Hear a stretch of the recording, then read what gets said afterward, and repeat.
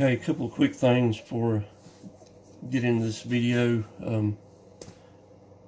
First of all, I mentioned slope percentage where I'm working on a lot, and there's a gauge to my right in the machine, and you can catch a view of it now and then. And I'm pretty good at translating degrees over to percent. In other words, that gauge is reading degrees of slope. What everybody goes by is percent. So when I talk about approaching, say, 65% slope, that gauge is going to be reading like 32, 31-ish. So I just wanted to eliminate any confusion there. And about 10 minutes in, I noticed there gets to be a lot of rattle in the video. This machine has a place to carry a spare kick glass in it, and it's right here behind your head. And that's what I mount my camera to. It's the best place I found. Just slap it up there with a suction cup on that glass. Every once in a while, on a steep place, it gets loose and gets to rattling. So I apologize for that. I'm so used to it, I don't even realize it while the camera's going.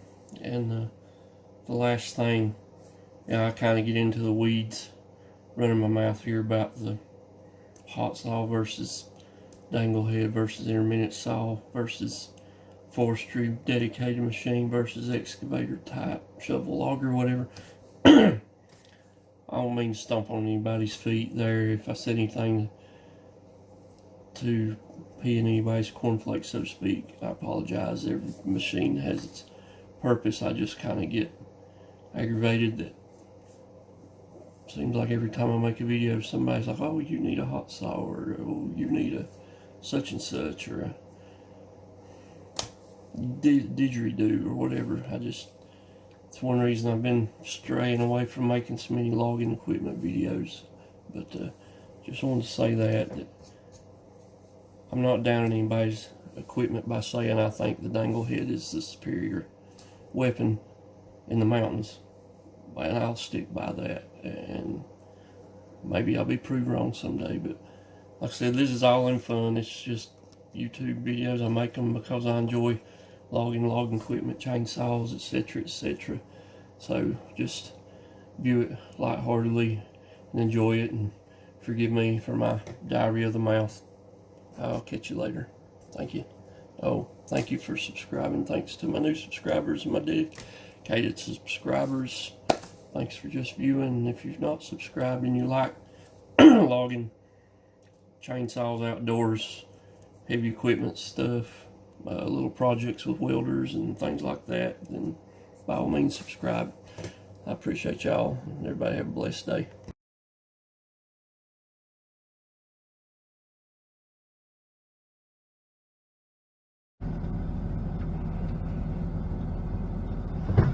Okay, make a little video here, cutting with the old Ryan's DS3550 and the Link-Belt 210X3 here. We'll work our way down toward this state road here.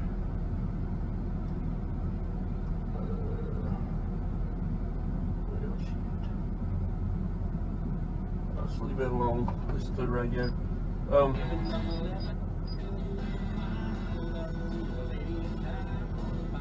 don't know, that radio's awful loud. It won't turn down anymore.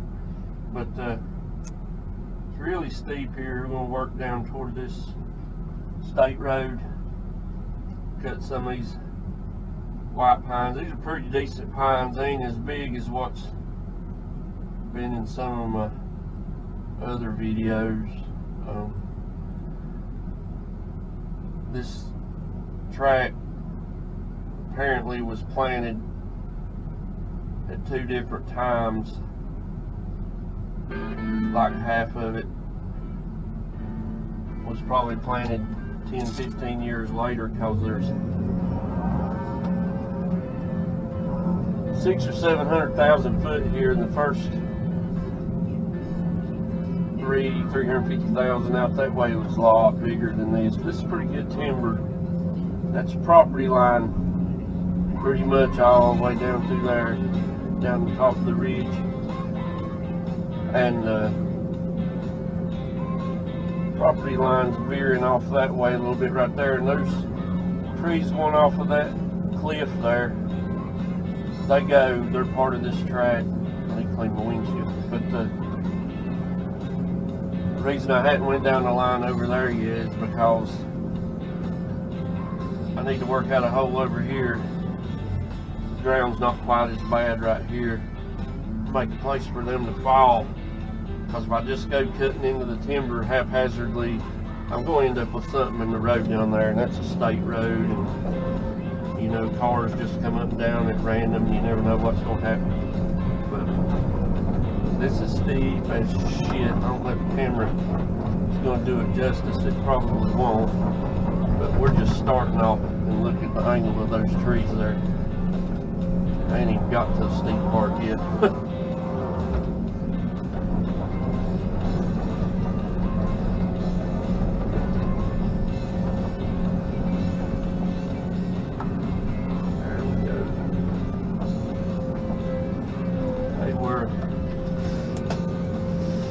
Pushing up towards 60, we're pretty much at 60% right here.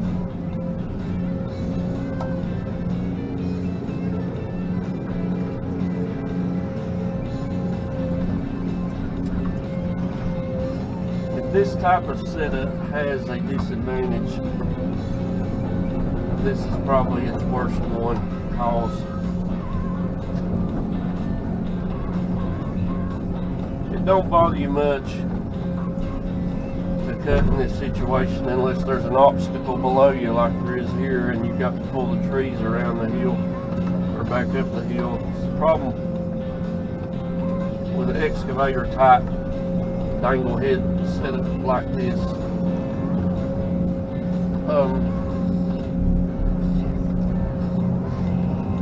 Is that, you know, with a actual forestry machine, your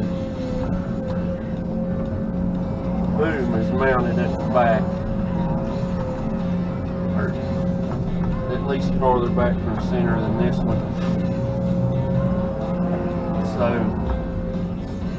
and my boom is so much longer, and this head weighs 5,000 and some pounds.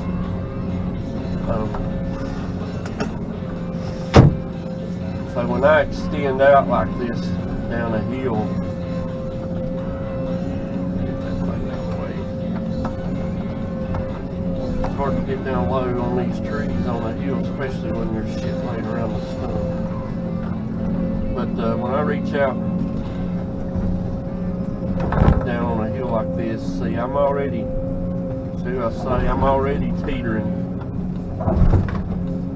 So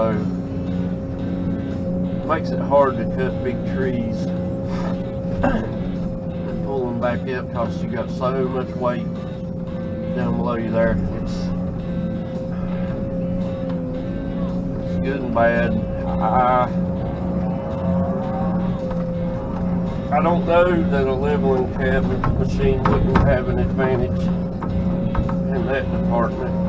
Even if it did have a long boom like this one, it would probably still do better. But I've heard good and bad about a leveling cab. I've talked to people that's had both. These trees are all piled up. I can't tell what's on the bottom. It's amazing how much a little old tree laying on top of another tree will make it hard to move. To get back to what I was saying, I talked to several people that's had leveling cabs. Some say they're better, some say they're not. Some say they just get you in trouble if you truly work in rough ground like we do around here. So get that tree out from under them others.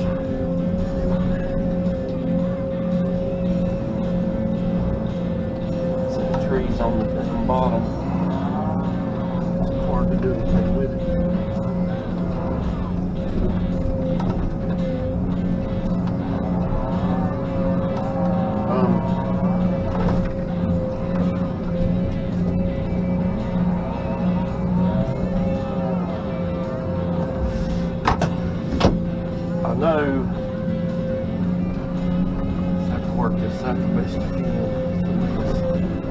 started raining the other day. It was down there, I mean, freaking pouring, and we had to abandon ship. That's why everything's left in such a mess down here. But I know if you're watching my channel, you've seen Stump Jumper before. Me and Dale made pretty good friends through the course of YouTube. Or since I've been on here, he's been on a lot longer. And I mean, like, we talk on the phone and try to help each other and stuff. I'm not just saying we watch each other's videos. We're like actual friends. But Dale don't like a leveling cab. Dale don't like it. Hot saw head, intermittent head, leveling cab. I don't know many people that likes intermittent heads, period. There's some that swear by them, but most people don't like them. I think I'd be better off to pull all these damn trees back out. Like this. Cut the top out and put the shit that way.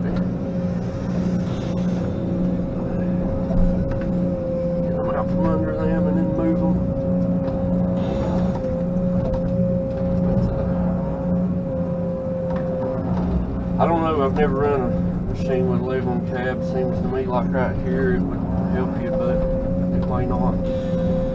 Dale seems to think they're less stable when you get them in a real steep place. Could be so. I mean, we're pushing up towards 70% right here.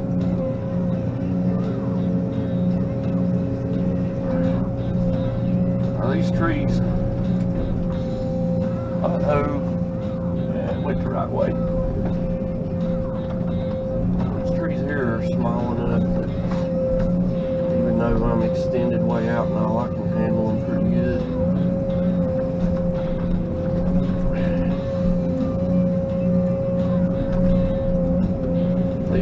Big trees. I might have to hand cut them. It's just so steep. Now, if I can come up from the bottom, I can't do it here. I mean, I could get across the ditch and all, but there's a fence down there I can't tear down. Now, if you can come up from the bottom with this machine and reach up while all that big boom's above you. You can do about whatever you want to with them. I mean, you got them by the balls if you're below them, usually.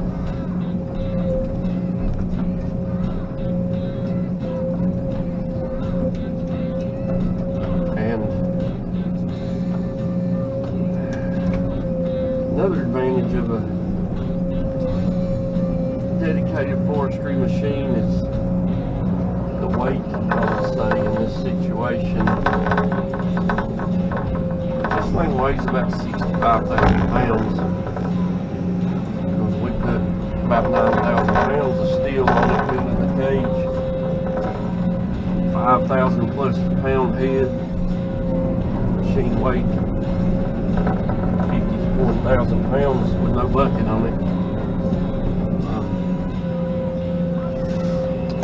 But most of these big bad new Tiger Cats and stuff, you know, weighed 80,000, 90,000 pounds.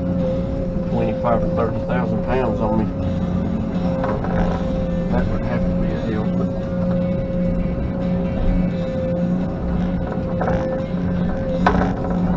all in all, up my track. I hardly ever do that.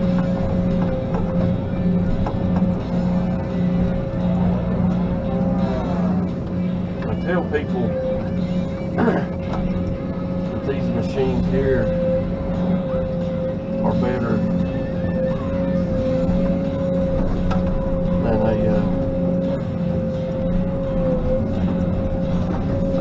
if I can cut that one here or not.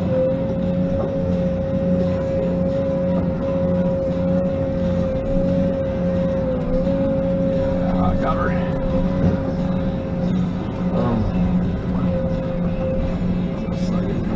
I tell people these machines here are better on steep ground and big timber, and yard if the timber's big. Because I can cut basically about as big a tree as there is in the woods around here, all sitting in one spot.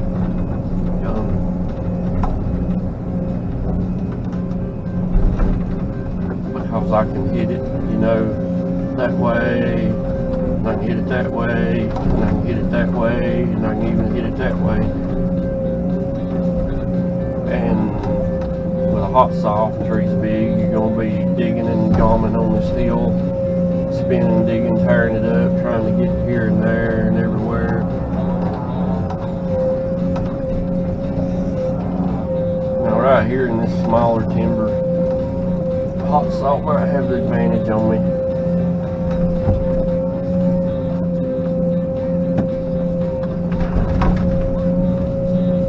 But then again, skidders, a grapple skidder ain't going back down in here and get these and pull out. It's just too steep. So my long boom and shoveling abilities with this head might make up for that.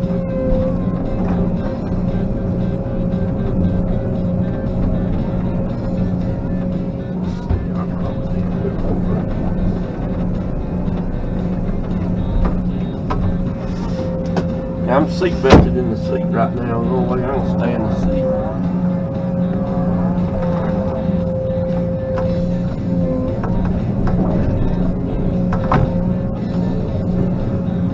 There's some stuff I gotta get around.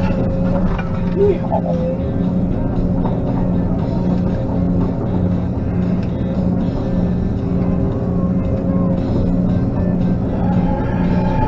Logging with the junky old Franklin cable skidder right now.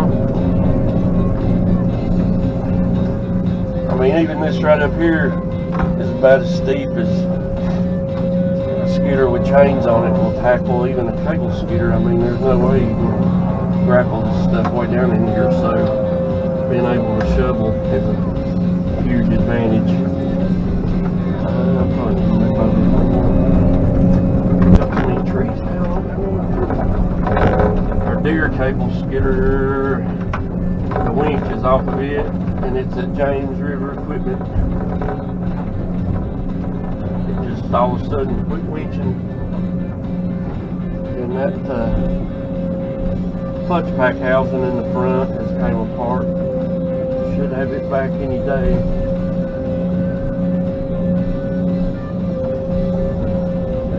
Probably could have fixed it ourselves. We fixed that problem before on the older winches. This one, you know, is all electronically controlled and all, and we just didn't really have the capabilities to troubleshoot the electronic part, so we just let the dealer come work on it. And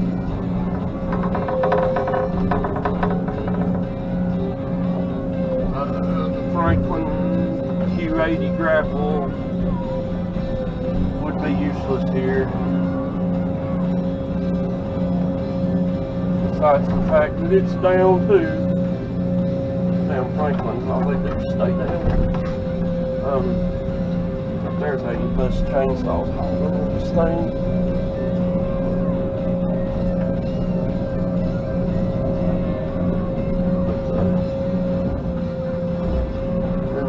Franklin 170 cable skidder.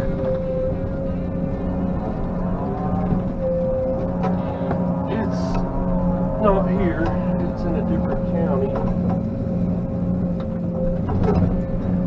My John Deere G2, which is a single arch, and it's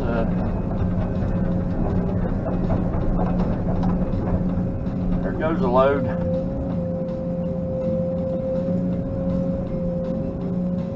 Yeehaw! Another $1 if it makes it there.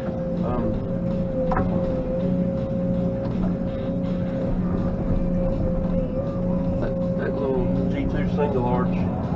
It's a jack of two trays. It grapples or cables very well, but it's at my house resting. Nothing wrong with it, but it ain't doing nothing right now.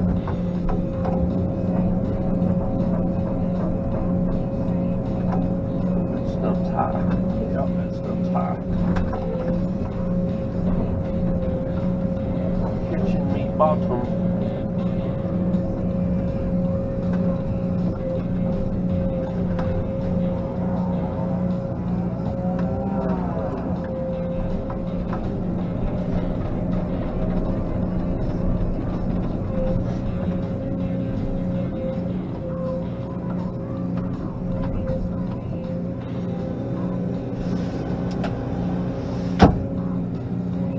My videos have been straying away from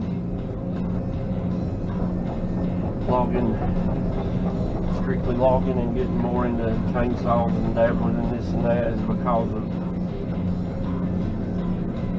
the debate of logging equipment. I mean, I'm not ragging on hot saws and dedicated forestry machines. I'd love to have one, man.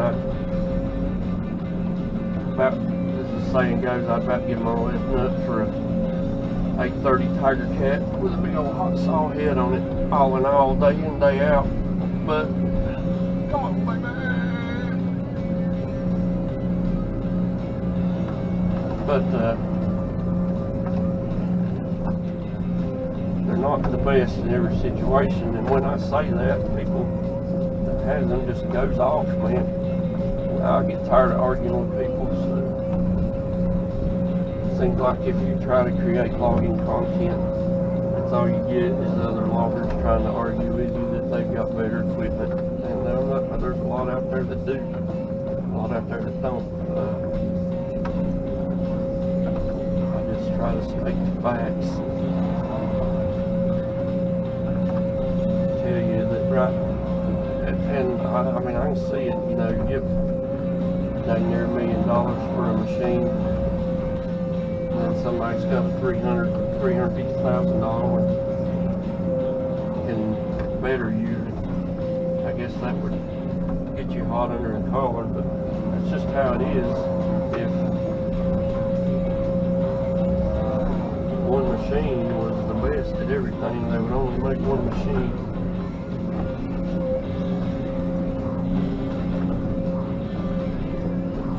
I just like to demonstrate. Here, and I live in North Carolina, but we're in Southwest Virginia logging right now in the mountains, Blue Ridge Appalachian Mountains in this area, and you just can't get 100 loads a week. There's just 4 of us that works, and 30 loads is a stellar week for us, but we're on this kind of ground all the time. I mean, you just can't produce the timber to support a machine, a $1 million machine here. I'm stuck.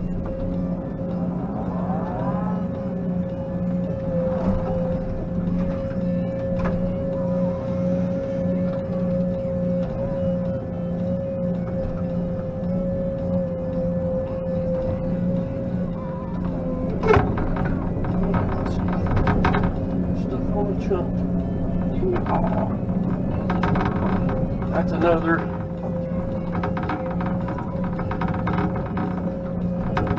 symptom, I guess you'd say, of having all your weight down the hill. It's hard to back up sometimes. Now, when I swing my boom up the hill, get my weight up the hill, this thing will go absolutely straight up. Scary steep.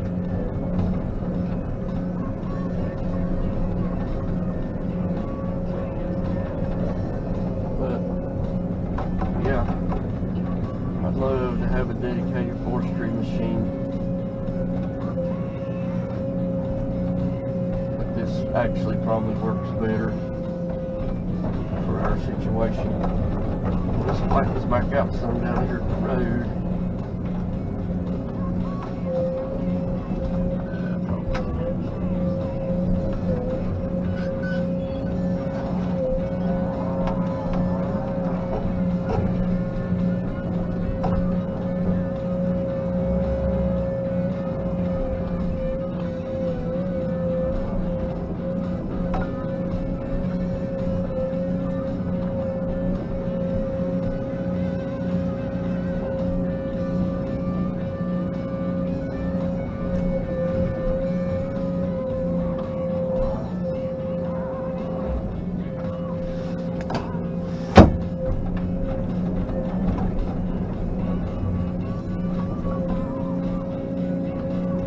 somebody might say, well, I use Stuff Jumper Dale as an example, slaying a leveling machine.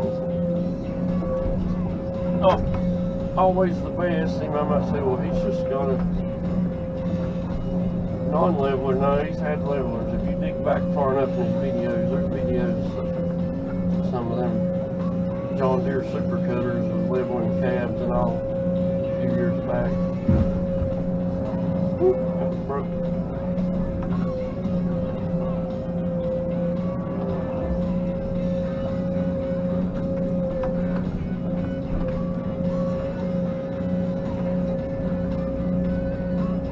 All I know is they all beat the shit out of a chainsaw. Except for maybe a bale. No, I'm not just speaking. Bales have their place. We used to have a bale.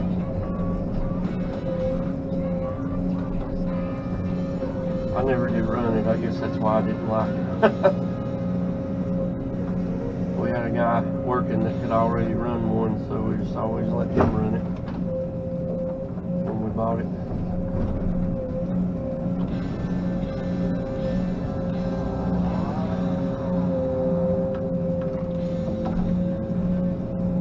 Frankie boy back.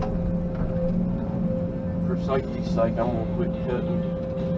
Because if I made a mistake, one of these trees could reach him. That's the bad part about logging a cable skidder using a tree cutter. You always gotta watch out for your logger and keep him safe.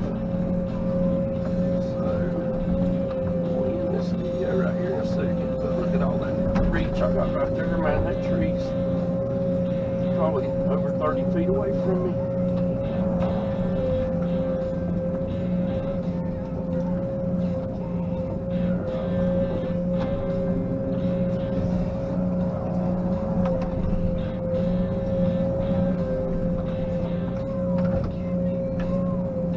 We don't want to stay up on the hill that trying to get them close to these other ones.